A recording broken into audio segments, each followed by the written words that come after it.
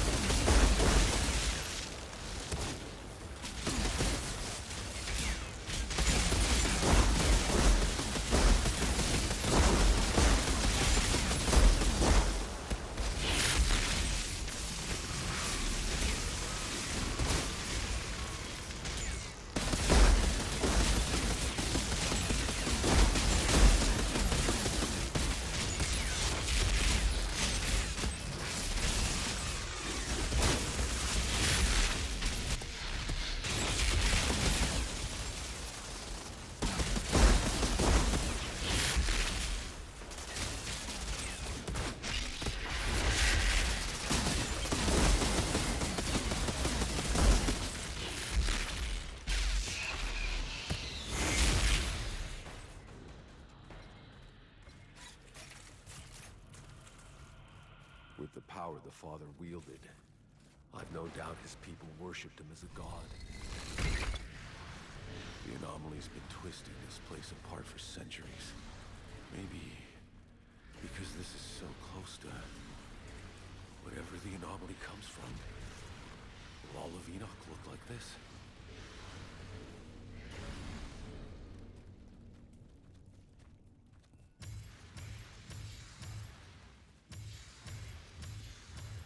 Tuma said the Father built a palace over his passage. Find his throne room. I can probably find the entrance.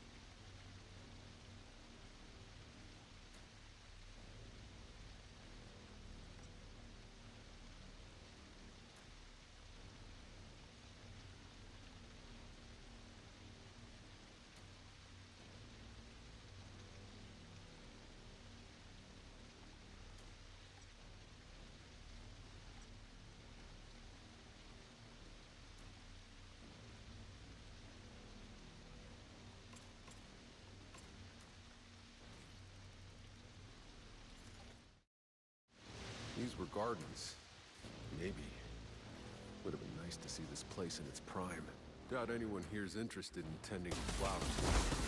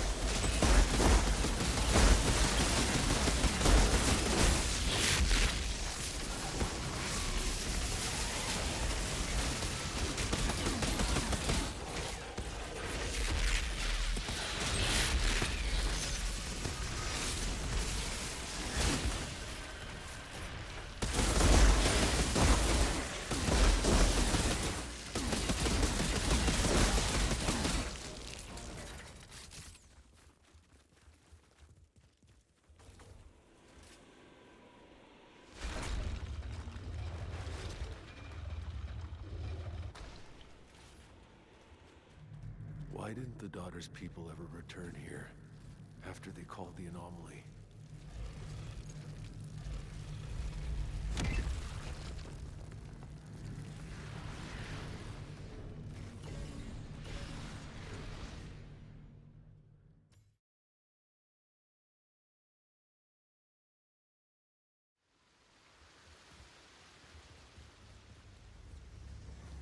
I never heard about this city in the stories of the Pax. Was it lost to history? Or were they terrified of it?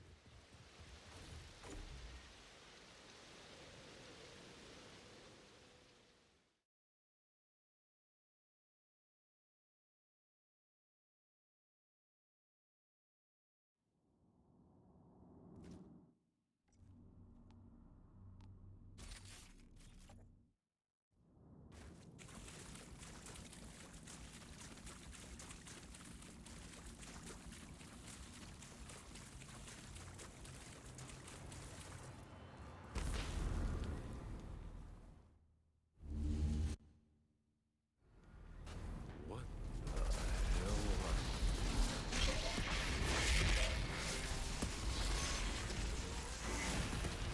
Yeah, right back at you.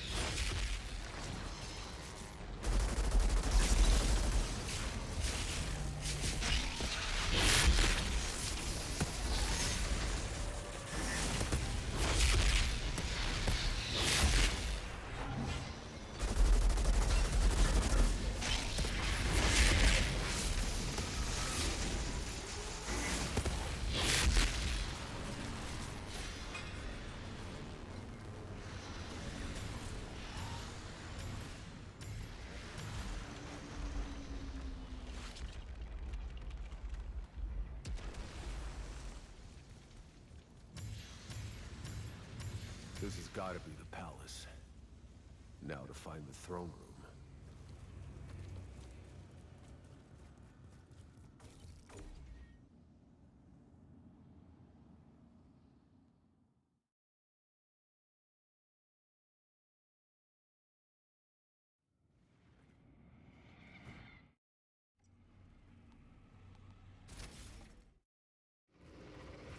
Looks like Father's throne room. Must have been pretty impressive.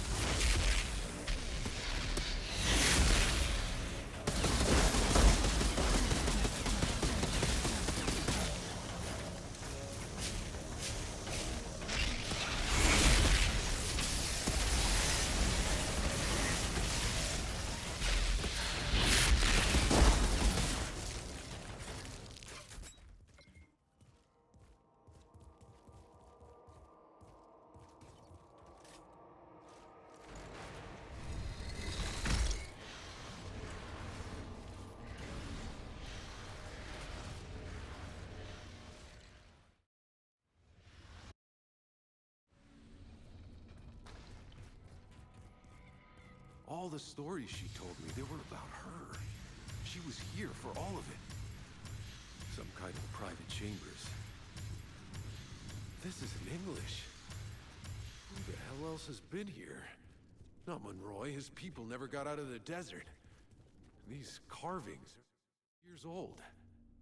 How the fuck did Father write in a language from galaxies away that hadn't even been invented yet?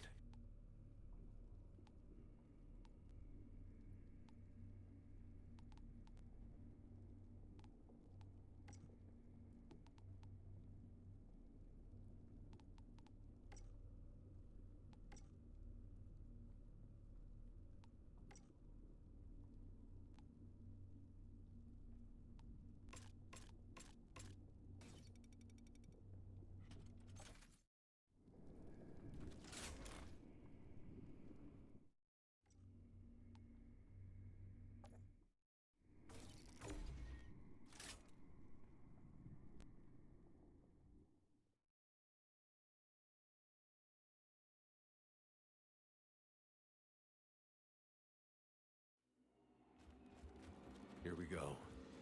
This must be Father's secret passage. No one else has been past here in 1,000 years.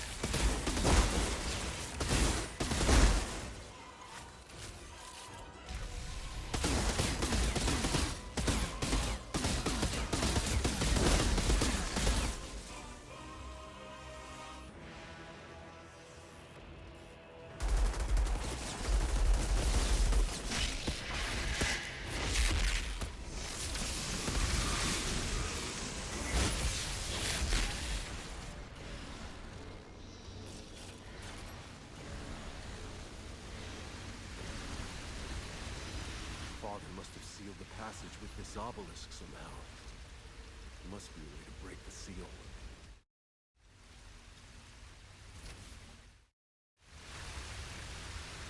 Father must have written all this. Tuma said he was consumed by his visions. The past and future. Everything. My God. The size of this well. This must be the source of all of Father's madness. Maybe of everything that's driven this whole world mad.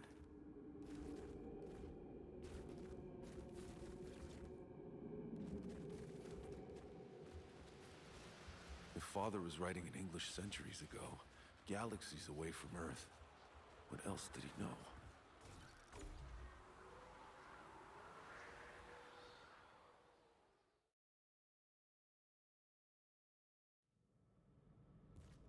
Holy shit, look at all these creatures. But they're not moving. Huh. Almost peaceful.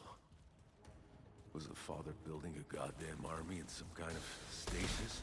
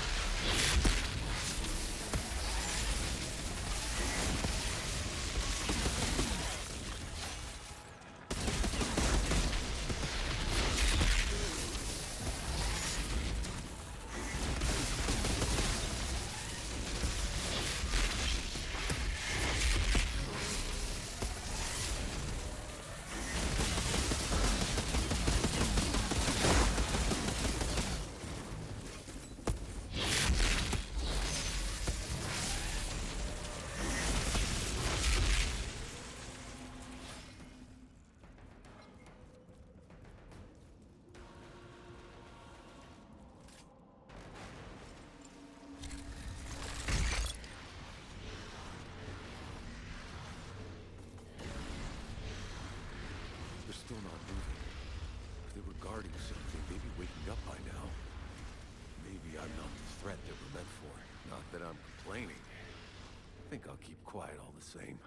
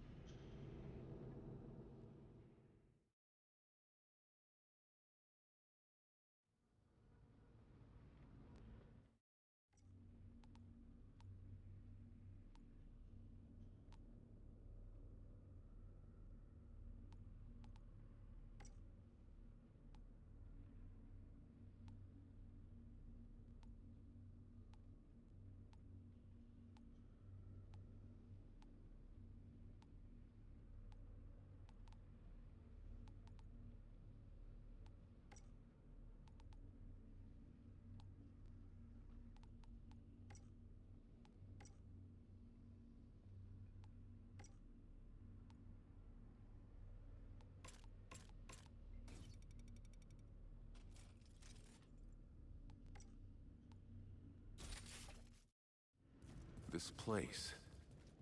It must have been drawing them all here, answering some call to join Father's army. How many of Enoch's creatures are being lured by this place? Called by Father? Shit. What if this is where all the big guys were on the move?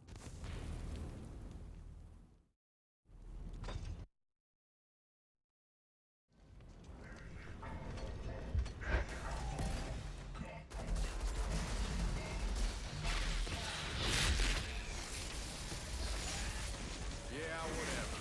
Time to die. Even if you have to wait 1,000 years for it.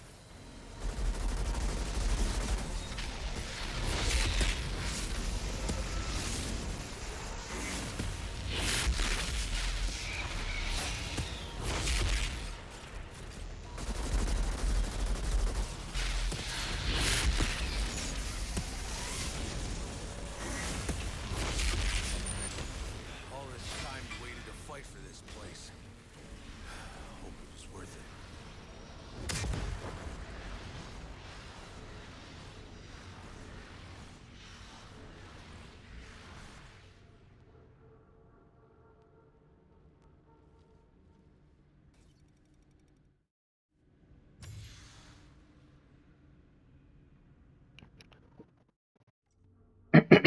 Yo, what up, stream?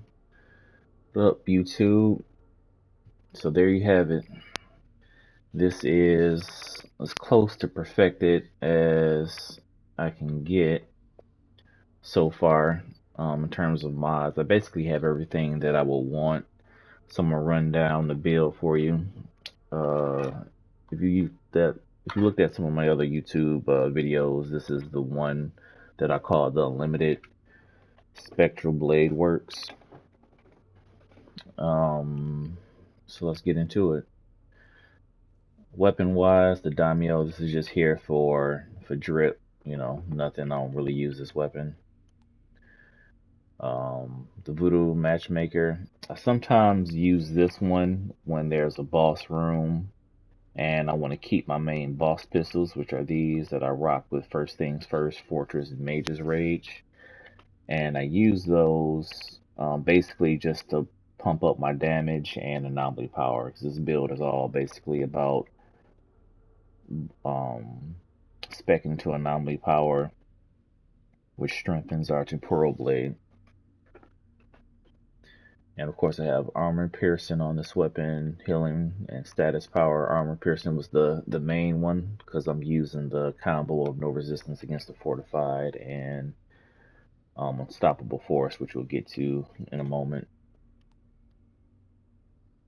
But as I was mentioning before, I sometimes have this one and this one equipped at the same time for certain boss rooms, because otherwise what I use for mob clearing, I will swap these pistols out to my mob clearing pistols, which is my Bolt and Thunder, which I got a lucky roll on to have Fortress. I put on there, but Strings of Gauss and Nikolai's Revenge, which utilizes the lightning area of effect on enemies to clear out mobs quickly.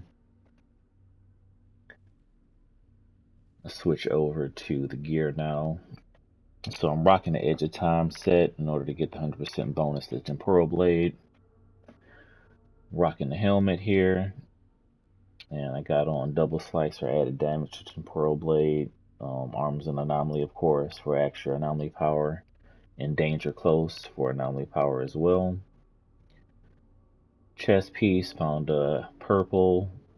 Rocking Anomaly power. If I had it my way, if I got lucky enough with a roll, I would rather have status power and skills life leech instead of close range damage and long range damage, so I'll be looking out for that. But power simulation, no resist against the fortified for that resistance pierce, even though the combo has been nerfed in the most recent update, which is 1.23, I believe. It's still good for boosting anomaly power more so than any other option that was out there, so definitely better than Stand Tall and Move Groove, for example. Captain Hunter Core for extra damage on elites. Rocking the Pants of the Edge of Time. Anomaly Echo for added anomaly power there. Strong Slice for Temporal Blade. And Slasher, so we can activate our Temporal Blade more than once to get that extra added damage. Walking the Glove of Time. Edge of Time for the gloves. I'll put Aura Force in, which is kind of the tier 2 version of Arms and Anomaly for the extra added anomaly power. Crit hits. Cut Loose to give our cooldown for Temporal Blade so we can use it faster, keep the uptime.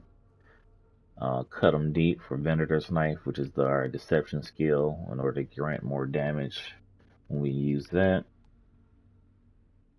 And for the boots, we have some purple, which anomaly power skills like Fleet and Status Power, which is perfect.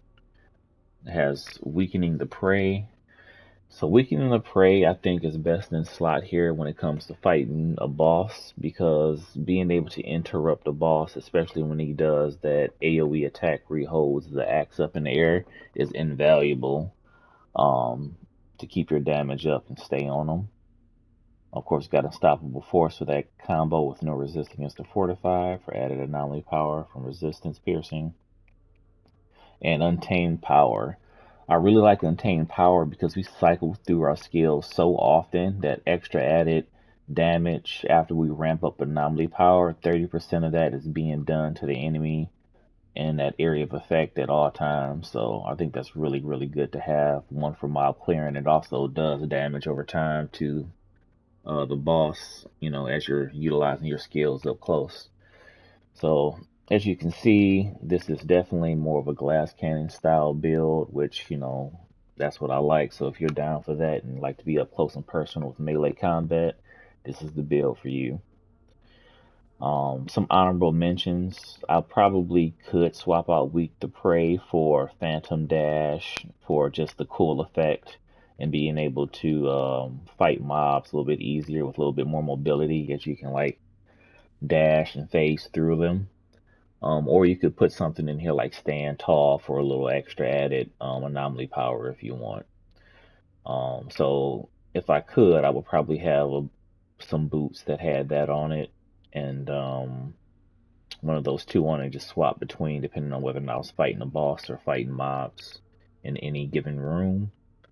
I do have another pair here that has extra damage to Venator's Knife.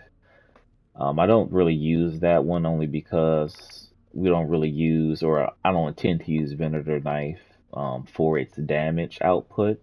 Only really using Venator's Knife because of the ability that it gives you 100% extra added damage on the first hit. So I would rather be able to interrupt and use Venator's Knife if it was the choice between the two. Alright, and I think that's pretty much it for the mods here with the build. Let's go ahead and switch over to the skills. Skill-wise, of course, Hunter Prey for mobility, and extra added damage buffs we get from our movement skill, which we'll see in the class tree. Venator's Knife, as I mentioned before, so we can have that damage doubled. And Temporal Blade, which is our main damage dealer. Looking at the class tree nodes, it's your typical bottom tree Reaver anomaly power nodes that we specking into these class points. So anomaly power, resistance piercing, more anomaly power. Definitely picking up anomaly scything to get that extra added 30%. And when we do our rotation, I'll go through that and how that works with the melee skill. Anomaly power, want to keep our cooldowns low for our abilities.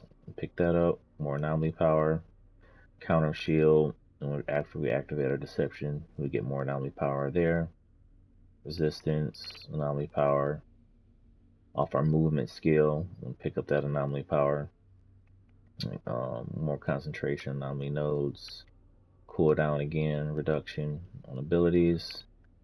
Damage skill ends, increase your anomaly power, which is good after our Temporal Blade, which we get after the first one and the second one, which is kind of stacked there, which is nice. Of course, you got to pick up skill Slight Leash in order to go up here, which we get this movement skill, Leap of the clincher node, which we get resistance piercing for 10 seconds, which of course feeds into our no resist against a fortified and unstoppable force combo. At the end of the damage skill, increase your armor piercing by 30% and resistance piercing by 25%, which also feeds into that combo as well. Shielded readiness will take for the extra added shield gain, just better than firepower increase because we're not really using firepower in this build. Prioritizing anomaly power, so we'll take the added defense, which is good too because this is a glass cannon build as mentioned before.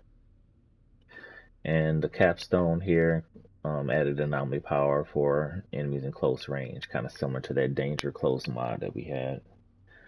Alright, let's look at the packs tree. I broke it up a bit. I'm rocking damaged here for extra added damage when we use our skills, which is often our damage skills, and then Trigger Man down here. When skills are on cooldown, which when we cycle through, we get that extra added bonus as well. Cheap Shot, which goes hand in hand with that melee skill, being able to debuff the enemy, and for extra added damage on the enemy is good here. We got to take fail safe, which is nice to have some damage mitigation there. We could add lies to deception, but again, I chose Cheap Shot just for the extra added damage because I'm prioritizing damage over defense. And then lastly, goes beyond understanding, in which we were hoping for that 200% increase in damage after we use our deception skill, and which is kind of counterintuitive how the rotation is, but it does work out, and I'll explain how in a moment. But I will say before I leave the packs tree, you could take off damaged over here and opt in Meticulous Schemer if you feel you need the extra added damage for clearing mobs out, or if you somehow want to do extra damage to a boss enemy by killing a lesser enemy and having that damage be multiplied by 2 or 3, because this is 200% damage. You could put this on. I believe that the build the way it is does enough damage to mobs that I really don't need it, and would prefer just to have extra added damage up here. But you could make the argument that if you kill a mob close to a boss and triple the damage to the boss, it may be worthwhile. I haven't really tested using that, but if you do, let me know in the comments if you like that route, and posting videos showing how you utilize it. So just an honorable mention there. And lastly, we go down to the ascension points here. I would definitely prioritize points by filling out the anomaly box first, in terms of anomaly power, resistance piercing, then anomaly damage. I will also go next to armor pierce, followed by damage against elite enemies. And then the rest is basically up to you. You can add some extra defense or skill life leech if you want. But I would definitely hit anomaly power, resistance pierce, anomaly damage, armor pierce, and damage against elites first because I prioritize damage. And there you have it. That's basically it. So let's talk about the rotation. So when we're dealing damage to our boss, in which my boss weapon is this one, with these mods on it, first things first, Fortress and Mage's Rage. So what you want to do is do body shots first in order to get Fortress to proc, and then kind of time it to where when Fortress, like you're like 1 or 2 bullets out before Fortress is about to proc, I would head up to hitting the crit spot in order to start proccing Mage's Rage. And then once you get enough stacks, you get 4 stacks of Mage's Rage, reload, teleport, melee, Temporal Blade, Venator's Knife, melee is the rotation I would advise for optimal damage. And you might be asking, why do Venator's Knife after the 2 Temporal Blades? Well, that's because after the Temporal Blades, the way that our skill tree is set up, we get the extra added damage after we cycle through our damage skills. We get extra 50%. And the damage from Temporal Blade, when it actually hits, it takes a while for that damage to actually come out and proc on the enemy. And by the time it procs, when you throw Venator's Knife after it, it'll catch it, and that'll be the first damage dealt in order to take advantage of the double damage from Venator's Knife. And that's why we do it there. And also with with that being the highest damage, hopefully goes beyond understanding procs on that damage hit as well after we throw that Venator's Knife and catches the end of the last Temporal Blade that we used.